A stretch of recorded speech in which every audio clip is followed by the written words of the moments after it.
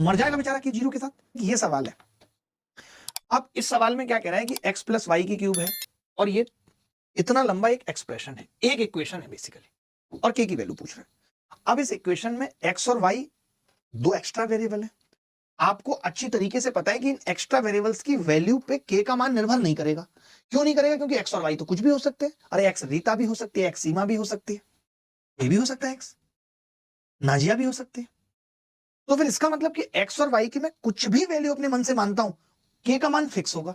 तो मैं अपनी मर्जी से x और y को कुछ भी मान लेता हूं। y को जीरो कर दूंगा तो k तो उसी में समा जाएगा, मर जाएगा बेचारा कि जीरो के साथ, आत्मदाह हो जाएगा उसका।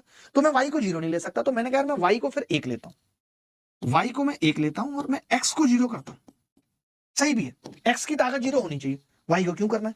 आपने कहा कि y को अगर हमने वन लिया और x को जीरो, तो ये वन की क्यूब, ये वन की क्यूब है, ये माइनस वन की क्यूब होगी तो ये प्लस वन की क्यूब ही हो जाएगी सीधे सीधे।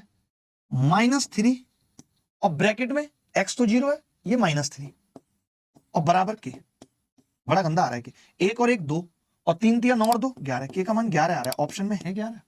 हाय राम है, अगर नहीं होता तो मुश्किल हो जाती, कई लोगों का 11 आ रहा है।